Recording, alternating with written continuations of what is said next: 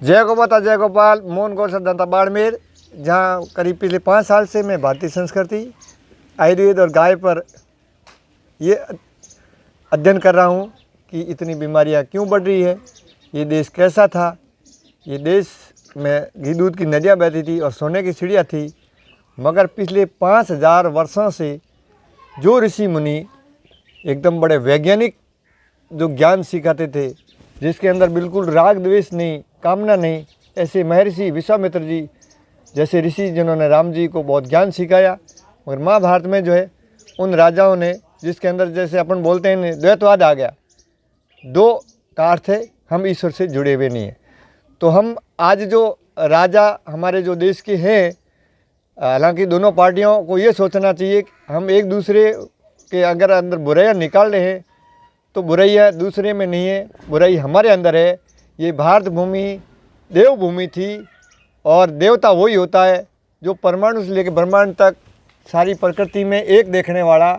और जो है हमारी भारतीय संस्कृति में जो है सूर्य, चंद्रमा और धरती तीनों के संगम से ये पूरा ब्रह्मांड चलता है। ऐसे जो है माँ धरती है और राजा जो है सूर्य है और जो है महर्षि चंद्रमा है। तो हमारे संविधान के जो ऊपर जो है सिने में घोड़ा और नंदी भगवान, यानी राजा सूर्य की तरह पूरे ब्रह्मांड को समानता से देखकर जीने वाला, और नंदी भगवान यानी जो महर्षि सूर्य जो है अपना हम प्रकाश भी देता है और उष्मा देता है, और चंद्रमा शीतलता और उष्मा देता है। तो ऐसे महर्षियों के पास जो है राजा और जो है मतलब पति और पत्नी ऐसे महर्षियों से ज्ञान लेकर पूरे ब्रह्मांड को अपना एक शरीर मानकर जोड़कर जीवन जीते थे। मगर आज जो है नंदी भगवान हमारे को दुख इस बात का हो रहा है कि हम आज चाइना और अमेरिका की नकल कर रहे हैं। ये बहुत दुख की बात है। पूरी दुनिया जो है भारत की नकल करती थी। नंदी भगवान जो जिन्होंने देश आज़ाद कराया, उन्होंने जो है संविधान को बहुत बड़ा वैज्ञानिक तथ्य पे कि भारत जो है माता है। और निर्माण शब्द में अपने आप में अक्सर भी आ रहा है नव निर्माण, यानी निर्माण में माँ ही निर्माण करेगी, पर 9 शक्तियाँ हमारे पास होगी जब ही निर्माण होगा। और उसमें जो है बड़ी विज्ञान, जो भारत माता की विज्ञान, पहले ऋषियों का ज्ञान, वो विद्या जो ब्रह्म विद्या, उसके बाद में विद्या के अनुसार कर्म करें और अपने अंदर ईश्वर को देखकर सभी प्राणियों में समानता से देखें। और जो है 5 अंग को जानने वाली जननी और गौ माता, ये भाषा, सभी पेड़ पौधे, सभी नदियाँ और धरती माता, ऐसा 9 माता का जो विज्ञान था इस देश में। और जो है हमारे हर घर में धुआं करते थे, जिससे जो है चंद्रमा युक्त हवा सबको मिले और चंद्रमा युक्त जो है जीवन में जिए। मगर आज जो है हम ऋषियों के ज्ञान को भूल गए और हम अमेरिका की नकल करके ये कह रहे हैं कि गाय जो है बछड़ी ही लाए और नंदी नहीं लाए। तो संविधान पे नंदी को क्यों बैठाया? नंदी है क्या? नंदी अपने आप में चंद्रमा है और गाय धरती है और जो है राजा सूर्य है। घोड़ा, गौ माता और नंदी भगवान, 3 के बिना तो ये सृष्टि चलेगी नहीं। ये 3 की विज्ञान थी। राजा के पास तो जो घोड़े की तरह, सूर्य की तरह काम करे, जो है सूर्य कभी रुकता नहीं और घोड़ा कभी बैठता नहीं है, ऐसे काम करे। मगर पूरे ब्रह्मांड में जो है कण कण में ईश्वर देकर भारत पूरी दुनिया को ऐसा ज्ञान दे, क्योंकि अखंड भारत जो खंडित या टुकड़ों में बांट रहे, ये काम अंग्रेज़ों ने किया था। मगर हम अभी तक भी जो अंग्रेज़ों के जो नियम थे वो हटाए नहीं, और उनके अंदर तो अंग्रेज़ों का व्यवहार और बाहर जो है हमने चिन्ह जो है भारत के रखे हैं। तो हमें फिर से भारत का विज्ञान समझना चाहिए। आज इतनी बीमारियां बढ़ रही है और बीमारियां ठीक क्यों नहीं हो? क्योंकि हम प्रकृति से जुड़े हुए नहीं, हम भारत के ज्ञान से जुड़े हुए नहीं, हम गाय से जुड़े हुए नहीं हैं। तो हमारे ऋषि मुनि बहुत बड़े वैज्ञानिक थे। इस थार के क्षेत्र में जो है 3 ऐसी दिव्य औषधियाँ पाई जाती है। एक तो थार की गौ माता, जिसका रंग एकदम चांदी जैसा है। एक ये गूगल का पौधा है जो थार में पाया जाता है, इसमें चांदी और सोना है। दूसरी बात, इस थार की भूमि में ये देसी बाजरा, ये तीनों अपना में ऐसी औषधियाँ इस थार की भूमि में पाई जाती है। इनमें बहुत ताकत है। ये इसका रंग पीला, यानी इसमें चांदी और सोना दोनों हैं। और ये नंदी भगवान, जिसका थार की गाय का रंग जो चांदी जैसा है, नंदी भगवान स्वतः जो है अपना हम चंद्रमा ही है और गौ माता धरती है। तो चंद्रमा के बिना आज जो मैं आपको पूछ रहा हूँ कि आज भी हम रविवार को छुट्टी रखते हैं, क्योंकि ये पद्धति अंग्रेज़ों की है। वहाँ पर सूर्य उदय होता ही नहीं है, इसलिए वो सूर्य को देखने के लिए, परंपरा के लिए। मगर हमारे ऋषि मुनि तो छुट्टी उस दिन रखते थे जिस दिन चंद्रमा नहीं होता था। हमारे सारे जो कर्म योगी है अमावस्या एक दिन छुट्टी क्यों रखते, उस दिन चंद्रमा नहीं है। तो चंद्रमा के बिना तो ये जीवन कैसा है। मगर आज हम अपने शरीर में जो है महिला और पुरुष दोनों का चंद्रमा है ही नहीं, तो रोग है। यानी उनको बिना चंद्रमा के कितना ज्ञान था उनको कि अमावस्या एक दिन चंद्रमा नहीं होता है तो आप कोई काम नहीं करेंगे। तो ऐसे ही जो है बिना चंद्रमा पूरी दुनिया कैसे चल रही नहीं, उसका सिर तो काम कर ही नहीं, उसमें विवेक है ही नहीं। और शरीर के अंदर भी जो है 7 धातु को बना हुआ शरीर, पहला रस है और अंतिम जो ओज है वो सूर्य है। ऐसे ही जो महिलाओं को भी जो है चंद्रमा की अति आवश्यकता है। बिना चंद्रमा धरती पर कोई व्यवस्था नहीं है, कोई प्राकृतिक नया निर्माण नहीं होता है। तो भारत का पुराना ज्ञान इतना विशाल हम उसको समझ नहीं पा रहे। और जो शरीर जो है प्रकृति ने बनाया, इस पूरे ब्रह्मांड में 9 माताओं के द्वारा शरीर बनता है। और आज हम जो है इसको जहर दे के ठीक कर रहे हैं, ये बहुत दुख की बात है। जहर शरीर में ज़्यादा है, इसीलिए उसको बोलते हैं बीमार। विष से आपके शरीर के सेल मरे हैं। और सेल निर्माण के लिए पूरे ब्रह्मांड की 9 माता और जो है पूरी प्रकृति से प्रेम, शुद्ध हवा, शुद्ध पानी और शुद्ध भोजन तीनों की आवश्यकता है। तो हमारे जो है पहले ऋषि मुनि जो हवन जो चल रहा है उसकी भस्म को पानी में डालने के बाद वो ऑक्साइड मिनरल होते हैं। और आज जो पानी जो पी रहे वो आरओ का, वो तो जहर है। दूसरी बात, ये जो औषधीय भोजन है ये राब बनी हुई है, ये चंद्रमा युक्त है। इस भोजन को करने से स्वतः जो बीमारी मिट जाएगी। और दूसरी बात, बहुत लोगों के लिवर खराब है, इसमें 3 फेस है, भस्मी, गौमय और गौमूत्र। ये तीनों को लेने से लिवर आपका कितना ही खराब है।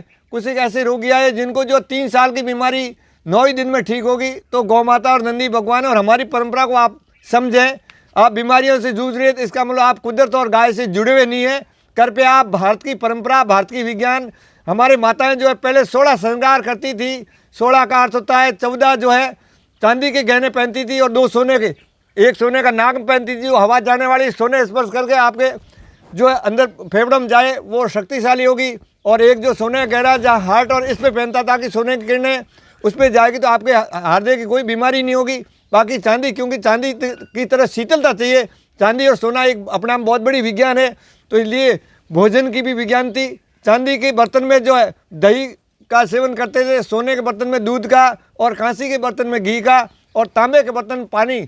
तो ये बहुत बड़ी विज्ञान थी। वो सारी विज्ञान हम भूल गए और महिलाओं के विज्ञान भूल गए। भोजन जो है रसोई की विज्ञान थी, रसोई में कैसा रस बनाए, क्योंकि रसोई में 3 अक्षर है। पहला हमने जो भोजन किया, गाय का जो रस है वो गोरस है, वो सम है, न ज़्यादा गर्म है और न ज़्यादा ठंडा है। गाय के बिना कोई भी परंपरा शुरू नहीं होती, पूरा ब्रह्मांड जहरीला है। इसीलिए कन्या को गाय देने की बहुत बड़ी विज्ञान थी। कन्या बिना रसोई, गाय बिना कैसे रसोई बनाएगी। गाय बिना ये देख लो कैसे हमने गोबर क्यों लिपा, इससे वायरस जो है यहाँ आएगा ही नहीं। और गाय के गोबर से हम जो कुटिया बना रहे, ये ऋषि मुनि क्यों बढ़ाते थे, इसके में रहने से आपके वायरस जो है गोबर सोख लेगा और इसका आकार भी मनुष्य शरीर जैसा है। और जो मकान है वो तो एक राहु है, राहु जिसका सिर है ही नहीं, तो सिर कटे हुए में रह रहे और सन्नी उसके ऊपर बैठा हुआ गाड़ियों में चल के भाग रहे। ये बहुत अपने आप में दुर्गा की एक बात है कि हमारा ऋषियों का विज्ञान हम क्यों भूल गए। ऋषियों का विज्ञान नहीं लाएंगे तो पूरी दुनिया में जो है तबाही मच जाएगी। उसको सच्चा रास्ता ऋषि मुनियों ने जो बताया था, भारत सभी दुनिया का गुरु है, पूरा विश्व, पूरा पृथ्वी अपना परिवार है। कोई भी दुश्मन अगर हमें दिख रहा है तो हमारे अंदर का रावण मरा नहीं है। रावण तो कई सालों से बाहर का तो जला रहे, मगर अंदर का रावण नहीं जला। इसलिए जो है सभी में राम देखना चाहिए। राम जी का मंदिर तो इस देश में जरूर बनाया, मगर राम जी की तरह जीवन जीना चाहिए। राम जी बहुत बड़े वैज्ञानिक थे, 3 फेज सिस्टम से जीते थे, सूर्य चंद्रमा धरती, ऐसा दिव्य ज्ञान जो माँ राम राज्य में था वो हमें लाना चाहिए। क्योंकि महाभारत के समय से उन महर्षियों के पास जो इतना दिव्य ज्ञान नहीं होने से जो है उनके शिष्य कामी अंधे पैदा हुए और उसके बाद में जो है उस मातृशक्ति की रक्षा नहीं कर पाए। उसके बाद में धीरे धीरे जो है इस देश में कई प्रकार के जातियाँ, मजहब, पता नहीं क्या क्या बंट गया, पर सृष्टि पूरा ब्रह्मांड एक ही है। और हम अगर 2 देख रहे हैं तो हम अपने आप से नहीं जुड़े, हम अपने अंदर की जो विज्ञान को नहीं जानते। ब्रह्मांड में वो पिंड में, और जो पिंड में वो नया एक सेल बनेगा, ऐसी 3 लोक की दिव्य विज्ञान ऋषि मुनि जानते थे। हम सबको जानना चाहिए। भगवान शिव जी बहुत बड़े वैज्ञानिक थे, नंदी के पास रहते थे और धुआं चलाते थे। धुआं जलने के बाद एक तो जो धुएं में जो जल रही वो हवा चंद्रमा युक्त है, उसके बाद में धुएं जलने के बाद जो राख बचेगी उसको आप पानी में डाल के पियोगे तो वो पानी भी चंद्रमा युक्त होगा, न्यूट्रल पावर होगी। बहुत बढ़िया विज्ञान हम सबको आनी चाहिए। वो विज्ञान जब तक नहीं आएगी जब तक हम स्वस्थ नहीं हो सकते, गौ माता, नंदी भगवान और राजाओं के लिए घोड़े की तरह काम करे। सूर्य जो है पूरे ब्रह्मांड में घूमता है, प्रकाश देता है। ऐसी दिव्य विज्ञान कृपया हम सब सीखें।